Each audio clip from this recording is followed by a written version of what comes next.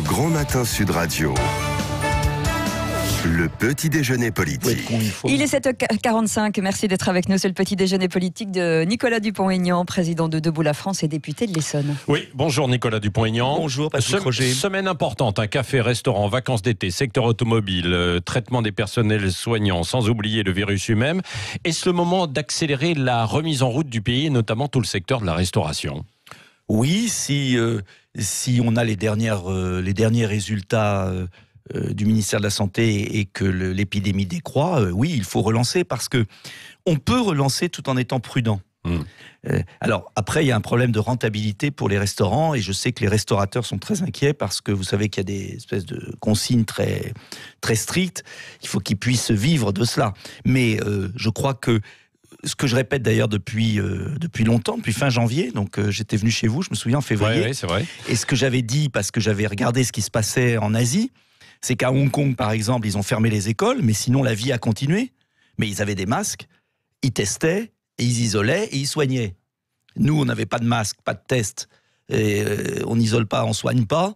Et bien, on a eu le confinement qui a totalement brisé le pays. Maintenant, si on a les masques, les tests, et c'est là où il y a encore beaucoup à dire, et qu'on applique des traitements, on devrait pouvoir reprendre. Et il faut reprendre. Est-ce que vous avez l'impression que justement le gouvernement aborde bien quand même cette période de confinement, hein, sans écoutez, vous savez, j'ai été sans querelle partisane. Non, mais il n'y a pas de querelle dans cette affaire. Simplement, le gouvernement a été absolument lamentable pendant toute la période du confinement. Aujourd'hui, il y a eu des mesures de prise, mais il y a toujours ce même problème qu'il ne voit pas ou qu'il fait semblant de ne pas voir, qui est le problème de l'intendance. Depuis le départ, je demande qu'on produise en France. Quand vous dépendez de l'étranger pour les masques, par exemple, les dentistes, cette semaine en Ile-de-France, n'ont pas eu de masque FFP2. Quand vous dépendez à ce point de l'étranger, eh bien, vous êtes pieds et mains liés à la Chine. Si la Chine ferme le robinet des masques FFP2, il n'y a plus de masques FFP2 pour les soignants. Donc, l'enjeu, et c'est là où je trouve dommage que le gouvernement n'ait pas accéléré 1000 paquets pour qu'on produise en France les produits indispensables qui sont les masques. Parce que vous savez, avec les masques, à Hong Kong, il y a 800 fois moins de morts par habitant. 800 fois moins, je ne sais pas si vous réalisez. Les gens vivent et ils ont des masques. Voilà. Et ils testent. Et vous êtes testé en 1 heure. En 1 heure. Vous allez dans une pharmacie, vous avez un kit, on vous teste en 1 heure. En France, il faut 2-3 jours. Ouais. Ça peut aller plus rapidement. Non, mais ça peut aller plus rapidement. J'ai quelqu'un de ma famille qui a voulu se faire tester vendredi. On lui a dit dans un labo, Nicolas Dupont-Aignan, on peut aller dans un labo à Paris. Ah oui. Donc je lui donnerai une bonne adresse. C'était le week-end. Bref, ce que je veux dire par là, c'est qu'on nous a enfermés par manque de moyens dans un dilemme horrible. Soit on s'enferme, c'est le Moyen-Âge, soit on est malade. Le déconfinement commence à se faire. Pourquoi ? Parce qu'on a davantage de masques et davantage de tests. Et il faut qu'on ait les deux et que surtout après, ce soit des habitudes. C'est-à-dire qu'il faut que les Français à la fois comprennent qu'ils peuvent se déconfiner, vivent normalement, mais qu'en revanche, il faut essayer de porter le masque. Et c'est là où j'ai vu hier à Paris, c'est pas terrible, quoi. Allons par exemple, les parcs, on pourrait rouvrir les parcs, complètement débile. Les parcs... on a rouvert le parc du Puy du Fou. Oui, non mais ça c'est bien. Mais je prends l'exemple. Alors ça c'est bien, mais les autres parcs n'ont pas rouvert. Donc 2 poids 2 mesures, non ? Qu'est-ce qui s'est passé là pour J'en sais rien. En tout cas, il faudrait rouvrir tous les parcs, mais avec des conditions de précaution. Je prends un exemple des parcs et jardins à Paris. C'est complètement absurde. Les gens s'entassent sur les trottoirs, les parcs sont vides, alors qu'il suffirait d'ouvrir les parcs en disant vous mettez un masque. Point. Est-ce qu'on peut essayer d'aborder ce dossier, je veux dire, comme le font certains pays qui ont réussi, et regarder ce qui a marché à l'étranger. C'est tout ce que je demande. Oui, c'est ça. Alors, sans polémique. Parlons aussi des vacances cet été, parce que évidemment c'est particulièrement important pour l'économie française également. C'est fondamental. Idéalement, il faudrait rester en France, a dit la ministre Elisabeth Borne. C'est une bonne nouvelle pour vous ? Oui, le problème c'est qu'il n'y aura pas les touristes étrangers, donc il faut que les Français remplacent les étrangers, si je puis dire, pour que le tourisme marche. Moi j'ai une proposition que je fais à Madame Borne, c'est pas moi c'est Madame Delga qui en a parlé la première, et je trouve que c'est une très bonne idée. C'est que les autoroutes soient gratuites pour les Français en juillet et août.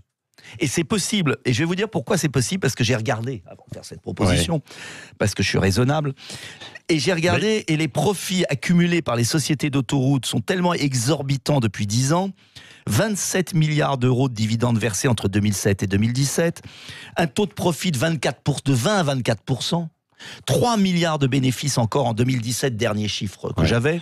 Certains vous diront qu'elles sont bien gérées par les entreprises qui ont les concessions. C'est du racket.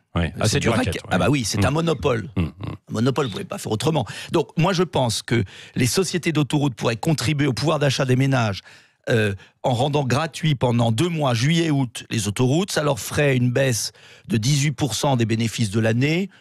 Ce serait pas à la mort. D'autant que ça n'a pas très bien marché là, quand même depuis 2 mois, les autoroutes. Ils se sont tellement gavés au détriment de la collectivité depuis des années. Je pense que ce serait un beau geste. Pourquoi je dis ça ? Vous allez jusqu'à une nationalisation des autoroutes ou pas ? Moi, je l'ai toujours proposé, parce que ce serait une tellement bonne affaire pour le contribuable, qu'après, l'État pourrait, au bout de 5-6 ans, ce serait remboursé. Et on pourrait, au bout de 5-6 ans, doser les péages, ceux qui sont déjà amortis, réduire, ou utiliser l'argent pour investir dans les transports en commun. On aurait une manne incroyable. Donc ça a toujours été dans mon projet politique, mais de Debout la France. Mais en attendant, je pense que la reprise est difficile, notamment pour les petits entrepreneurs, les 3 millions d'indépendants.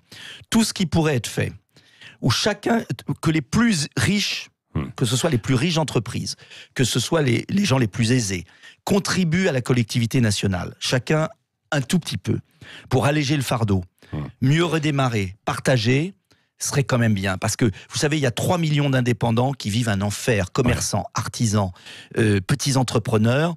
La situation est vraiment dramatique. Donc il faut les aider. Pour les autoroutes, vous lancez une pétition, c'est ça ? Oui, j'ai lancé une pétition en ligne. Et je pense que ce serait un beau geste. Voilà. Enfin, j'attends pas un beau geste. Venons-en à Gérald Darmanin, Nicolas Dupont-Aignan. Il reste au gouvernement, a priori. Il a été élu maire de sa ville. Il doit choisir ou il a raison de cumuler ? Mais écoutez, moi j'aime la loi appliquée par tout le monde et notamment au sommet. Moi, samedi, j'ai abandonné mon mandat de maire. Olivier Clodon a été élu maire, je l'avais abandonné d'ailleurs en 2017. J'applique la loi, et donc je ne vois pas pourquoi des centaines de députés, sénateurs et autres appliquent la loi, et c'est très bien, et pourquoi un ministre s'exonère. Voilà, on est en monarchie. Le président de la République lui dit « tu peux ». Mais au nom de quoi ? Mais je ne sais pas si ces gens réalisent que dans un pays, l'égalité, il y a une loi, on l'applique, surtout quand on est ministre. Enfin, je ne comprends pas. J'avoue, je ne comprends pas. Donc vous demandez qu'ils choisissent, quoi. Mais quelle image on donne en permanence aux Français quand au sommet, on ne s'applique pas les règles qu'on vote ? Moi, c'est tout, ça me paraît évident. Que pensez-vous de la sortie de Camélia Jordana, la chanteuse, qui dit qu'elle ne se sent pas en sécurité face à un flic ? C'est dégueulasse, voilà. Je suis désolé de ce terme, parce que quand on voit ce que subissent nos policiers, nos gendarmes, c'est immonde. Quand on voit... c'est vraiment... Moi, je suis écœuré de ça. Ce sont des gens qui font commerce d'un esprit anti-flic, qui est scandaleux parce qu'on a une des polices les plus respectueuses au monde. On a des policiers, des gendarmes, des pompiers qui se font insulter, tabasser à longueur de journée par de la voyoucratie, et voilà, on leur tombe dessus. Enfin, je trouve ça indigne. Alors, on tombe beaucoup dessus en ce moment aussi sur le professeur Didier Raoult, qui divise un peu les Français. Vous l'avez soutenu au début, vous le soutenez encore malgré des études controversées là récemment ? Mais je le soutiens parce que j'ai beaucoup étudié. Je ne suis pas du tout un avocat de Raoult et je ne suis pas médecin. Simplement, je trouve ahurissant que dans notre pays, on ait bloqué la liberté de prescription médicale, tout fait pour déconsidérer un traitement qui, d'après énormément de témoignages, que ce soit en France ou à l'étranger, fonctionne. Et j'ai essayé de creuser, et j'ai quand même vu que ceux qui l'accablent le plus émargent à des laboratoires pharmaceutiques qui préféreraient vendre leur produit qui vaut, 100 fois plus cher que le Plaquenil ou l'azithromycine. Et donc, je ne suis pas complotiste du tout, mais je m'interroge. Je m'interroge quand je vois des lobbies, des groupes d'intérêt, à ce point accabler le docteur Raoult. Je ne dis pas qu'il faut en faire un héros.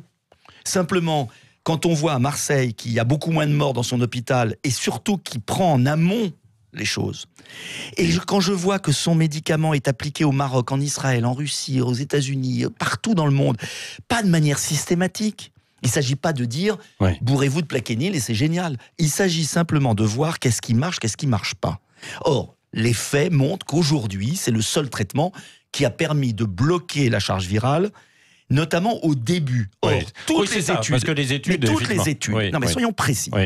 Les études, et j'entendais Philippe Douste-Blazy qui est remarquable dans ce dossier. Qui met en cause les labos, d'ailleurs, dans la publication des études. Il a raison, parce que les études n'appliquent pas le protocole de Raoult dans les conditions que Raoult recommande.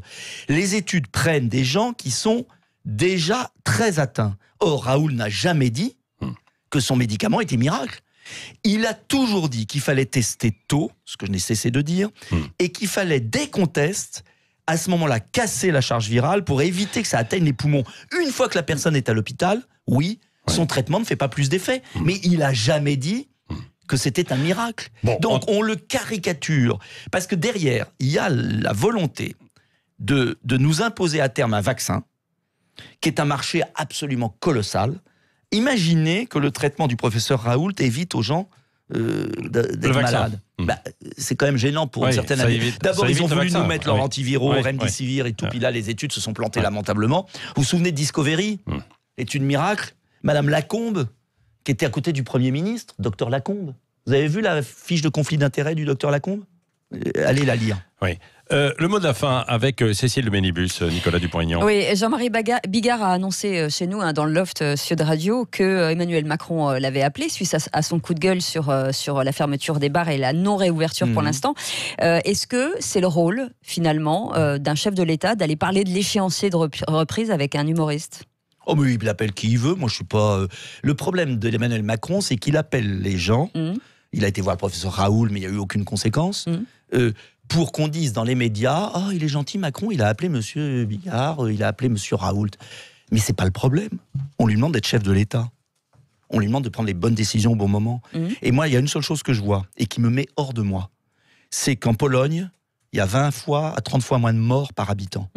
En Slovaquie, en Allemagne, 4 fois moins parce qu'il y a les lits de réanimation. Et moi, j'aimerais que le président de la République prenne les bonnes décisions pour le pays. Alors, il appelle qui il veut, c'est sa vie, on peut en parler, c'est sympa, bon voilà. Mais les Français, ils attendent maintenant des résultats, des actes. C'est tout. Voilà, donc on est dans le showbiz. En fait, les Français ont élu, pas moi, un acteur de théâtre. Voilà, c'est un comédien. S'ils veulent être gouvernés par un comédien, voilà, on voit le résultat. Merci Nicolas Dupont-Aignan, président de Debout la France et député de l'Essonne, était l'invité ce matin en studio de Sud Radio. Voilà. Et dans un instant, on reviendra sur les négociations qui débutent aujourd'hui dans le cadre du Ségur de la Santé avec Luc Faré, secrétaire national de l'UNSA Fonction Publique. Restez là, il est 7h58 déjà. Bon réveil.